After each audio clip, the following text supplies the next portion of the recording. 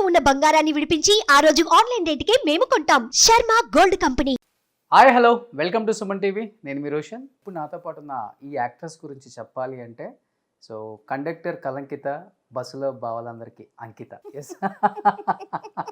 So ఈ dialogue Suryavamsam cinema చూసిన ప్రతి ఒక్కరికి ఆ కండక్టర్, లేడీ కండక్టర్ బస్సులో ఎప్పుడు గుర్తుంటూనే ఉంటారు. అండ్ తను ఒక ఐటమ్ సాంగ్ చేసిన ఒక డాన్సర్గా ఒక కెరీర్ని స్టార్ట్ చేసి తర్వాత మళ్ళీ ఒక యాక్ట్రెస్గా వ్యాంప్ క్యారెక్టర్లా వచ్చిన ప్రతి ఆపర్చునిటీని ఎక్కడ వదులుకోకుండా దాన్ని సద్వినియోగపరుచుకొని తనకంటూ ఒక పేరు తెచ్చుకొని ఈరోజు ఒక మంచి స్థాయిలో ఉన్న ఈమెని 17 సంవత్సరాల తర్వాత మళ్ళీ మీకు స్క్రీన్ ముందుకు చూపించబోతున్నాను. She is none other than great actress Anuja garu. Hi Anuja గారు.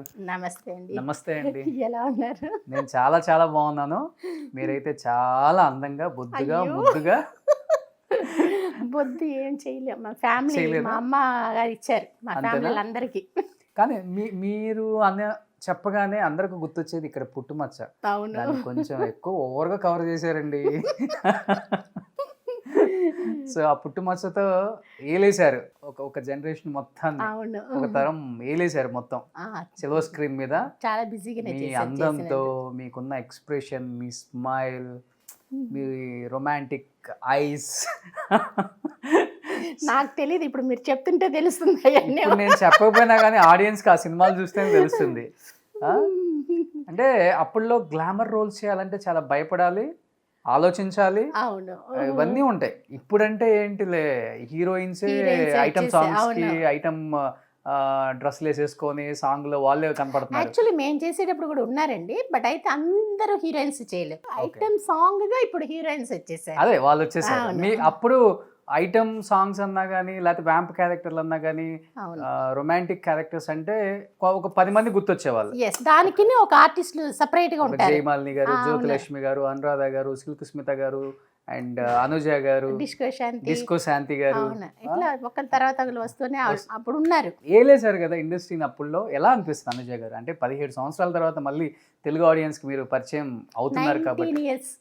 19 సంవత్సరాలు అయింది మీరు కెమెరా ముందుకు రాక. ఫస్ట్ టైం వచ్చారు కాబట్టి మీ ఫీలింగ్ ఏంటి? ఆ సక్సెస్ చూసినప్పుడు ఏమనిపిస్తుంది? అప్పుడంతా వచ్చి సక్సెస్ అంటే మామూలుగా నేను ఏదో వర్క్కి వెళ్ళినట్లు, అంటే అంత ఇది తెలియలే నాకు. అంటే అప్పుడు ఇప్పుడున్నంత సోషల్ మీడియా అంతా అప్పుడు లేదు కదా. ఓకే, మేము వచ్చి యాక్ట్ చేస్తాము, వచ్చేస్తాము, ఒక సర్కిల్లోనే ఉన్నాం మేము. ఆ టైంలో చూసారంటే అవుట్డోర్స్ కూడా, బయట షూటింగ్స్ అంతా చాలా తక్కువ, స్టూడియోస్లో అక్కడంతా చేసేవాళ్ళు. మా సర్కిల్ ఫిలిం ఇండస్ట్రీలో ఉండే వాళ్ళతోనే మూవ్ అయ్యేవాళ్ళమే, బయట తెలీదు.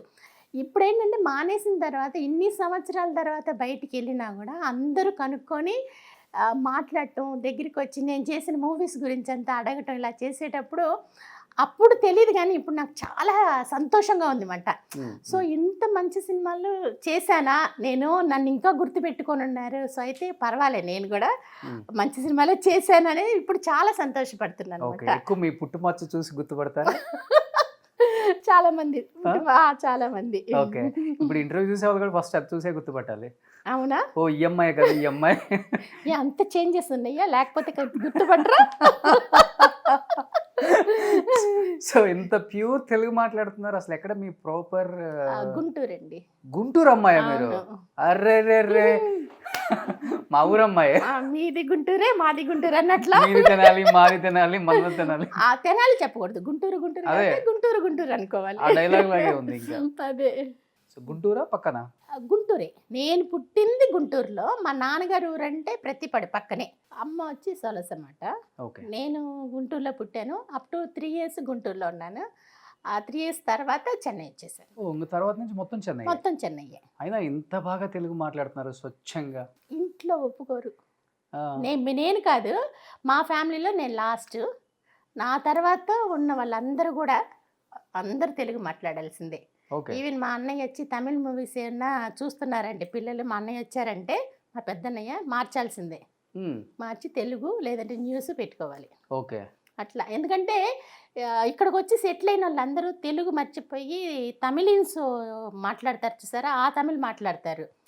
సో నాదే ఇంకా కొంచెం ప్యూర్ లాగా ఉండదు, కొంచెం బ్రేక్ అయి వస్తుంటుంది. ఇంకా లేకపోతే ఇంకా అసలు తెలుగు అనేది బాగోదు, మన తెలుగు రాదు అని చెప్పేసి దాంట్లో మటుకు చాలా స్ట్రిక్ట్గా ఉండేవాళ్ళు. ఓకే. సో దానివల్ల మేము ఇంట్లో అందరం తెలుగే, చిన్న చిన్న పిల్లలు కూడా తెలుగే మాట్లాడతారు. ఓకే. ఇప్పుడు మా మేనకోడలు చూశారు కదా, వాళ్ళకి 2 పిల్లలు, వాళ్ళు కూడా ప్యూర్ తెలుగే మాట్లాడతారు. సో మీరు రెడ్డి కమ్యూనిటీ అని విన్నాను. అవునండి. సో రెడ్డిస్ కమ్యూనిటీలో ఉండి, అది గుంటూరు అమ్మాయి ఉండి సినిమాలోకి మీరు ఎంట్రీ ఇచ్చిందే ఈ club dancer, item songs, vamp characters, first ఇచ్చిన చిన్న చిన్న సాంగ్స్ డ్రెస్సులు. ఇంట్లో అబ్జెక్షన్ చెప్పలేదా? లేదు, చెప్పలేదు. ఎందుకంటే ఆ టైంలో వచ్చి మూవీస్ అనగానే చాలా మందికి అంటే ఒక క్రేజ్ అనేది ఎక్కువ ఉంటుంది ప్రతి వాళ్ళు. ఉంటుంది, ఓకే, కాదంటలేదు. ఎందుకు అదే చెప్తా. ఎందుకంటే అందరూ వెళ్ళి యాక్ట్ చేయాలి అంటేనే వచ్చి ఆంధ్రాల నుంచి ఎక్కడెక్కడి నుంచో వచ్చి, అప్పుడు మొత్తం చెన్నైలోనే తెలుగు తమిళ అంతా ఇక్కడే ఉండేది కదా, చెన్నైలోని ఇండస్ట్రీ అంతా ఉండేది. ఇక్కడికి వచ్చి ట్రై చేస్తూ ఉండేవాళ్ళు. కానీ నాకు వచ్చి ట్రై చేయకుండానే ఎలాగో దేవుడి దేవిలో ఛాన్సెస్ వచ్చినాయి అన్నమాట. వచ్చేటప్పటికి వాళ్ళకి అది నో అని కూడా వాళ్ళంతా ఆలోచించి కూడా అమ్మాయికి వచ్చి మూవీస్లో అడుగుతున్నారు అనేటప్పటికి ఓకే అనేసారు. నేను అప్పుడు బాగా చిన్న వయసు, అంత నాకేం అనిపించలే. ఆ టైంలో నాకేంటంటే షార్ట్స్ మిడీస్ అన్నీ వేసుకుని ఉండేదాన్ని. సో దానివల్ల నాకు వచ్చి డ్రెస్సుల గురించి కూడా పెద్దగా అనిపించలే. ఇంట్లో పేరెంట్స్ కూడా వచ్చి వాళ్ళు ఉండేది గుంటూరులో ఉన్నారు, వాటి గురించి ఏమో తెలియలే. మీరు అంటే ఇప్పుడు తెలుస్తుంది కానీ అంత ఆలోచన లేదు మాకు, అనిపించలే. చుట్టుపక్కల ఉన్న చుట్టాలు, సమాజం, ఫ్రెండ్స్ ఇలాంటి వాళ్ళు ఉంటారు కదా, కొంచెం సూటిపోటి మాటలతో పొడిచే వాళ్ళు ఉంటారు ఎక్కడైనా కానీ, అది కామన్. ఎదుగుతున్నామంటే అది వచ్చి బాగున్నా అంటారు, బాగోపోతే మనం అప్పుడే ఉన్నాం కదా చూడు ఎట్లా అయిపోయారా, వాళ్ళ గురించి విన్నామంటే మనం వచ్చి ఒక స్టెప్ పెట్టలేము, తీసి పెట్టాలి. ఒక లెవెల్కి రావాలన్నా ఏదన్నా ఒక ట్రై చేయటాన్ని కూడా చేయలేము. ఓకే. సో అది వచ్చి నేను అనేది ఏంటంటే, ఇటు చాలామంది అంటారు ఇటు తీసి ఇటు వదిలేయాలంటారు, నేను అసలు దీంట్లోకి తీసుకోవద్దంటాను. అసలు వినరు. అసలు తీసుకోకుండా ఉన్నాం అనుకోండి లోపలికి వెళ్ళదు కదా. ఓకే. అలాగా వెళ్ళిపోవాలి. అంటే ఎలా, మీ నేచర్ ఏంటి? సాఫ్ట్గా ఉంటారా? చాలా స్ట్రైట్ ఫార్వర్డా? స్ట్రైట్ ఫార్వర్డేనండి. Straight forward. కొడితే భూమి బద్దలవ్వాల్సింది. స్ట్రైట్ ఫార్వర్డే. కోపం కొంచెం ఎక్కువే. అందంగా ఉన్న అమ్మాయిలు కోపం ఎక్కువ అంటారు, నిజమే అయితే? అవునా, తెలియలే. కొంచెం షార్ట్ టెంపర్ అంటారు కదా ఉంది. అంటే ఎక్కువ ఏం చేస్తుంటారు షార్ట్ టెంపర్ అంటే? మీ ఆయన కొట్టడం అంతా కదా, అరవటం అంతవరకే, కొట్టే అంత ఏం చేయలేదు, అరుస్తారు. ఏంటంటే నాకు ఏ వర్క్ చేసినా చేసినా కరెక్ట్గా చేయాలి. ఇప్పుడు చెట్టు ఉంది, తీసి పెడుతున్నా అంటే ఏది పెడుతున్నా అలా పడేయకూడదు. పొజిషన్ అంటే ఏ వర్క్ అయినా కరెక్ట్గా ఉండాలి అని చెప్పి చూస్తా. అట్లా కొంచెం ఏదైనా మిస్టేక్ జరిగినా నన్ను తట్టుకోలేనమాట. ఎమ్మటే షార్ట్ టెంపర్ వచ్చేస్తుంది, అది చేస్తా. ఎవరైనా ఉన్నారు ఏది అని చూసుకోను. అంటే షార్ట్ టెంపర్ అంటున్నారు, అరిచేస్తాను అంటున్నారు, కోపం ఇవన్నీ ఉన్నాయి అమ్మాయికి. మరి వేసుకుందేమో అలాంటి డ్రెస్సులు ఆ రోజుల్లో టక్కున అనేస్తారు ఆర్టిస్టులు. అంటే వాళ్ళు అనాలని కూడా అనరు, ప్రేమ మీదో ఫ్రెండ్షిప్ మీదో ఇవన్నీ దగ్గరగా ఉన్న వాళ్ళు ఏంటంటే ఆ టైంలో అట్లని కాదు, టక్కున ఒక మాట అనేస్తారు. అలాంటప్పుడు ఎంతమంది చెంపలు పగిలిని? ఇండస్ట్రీలో వాళ్ళు ఎవరు అనరండి. ఇండస్ట్రీలో ఉన్న వాళ్ళు ఏంటంటే ఏదన్నా అనాలి అనేది అనరు. క్లోజ్గా ఒక కామెడీగా ఏదన్నా మాట్లాడటం అనేది అది వేరే. ఒక పాయింటెడ్ చేసి దేని గురించి అనే మాట్లాడటం అట్లా ఉండదు. లొకేషన్లకు వస్తారు చూసారా షూటింగ్ చూస్తానికి, వాటిలో కొంతమంది ఉంటారు అలా మాట్లాడే వాళ్ళు. అలాంటి వాళ్ళకి పడ్డాయి కూడా. అంతేగాని మన ఇండస్ట్రీలో వాళ్ళు ఎవ్వరు అట్లా మాట్లాడరు. ఇప్పుడు గురించి నాకు తెలియదు, ఆ టైంలో వచ్చి ఎవ్వరూ అట్లా మాట్లాడండి. సుమన్ టీవీలో మీ పర్సనల్ అండ్ బిజినెస్ ప్రమోషన్స్ కోసం కింది నెంబర్కి కాంటాక్ట్ చేయండి.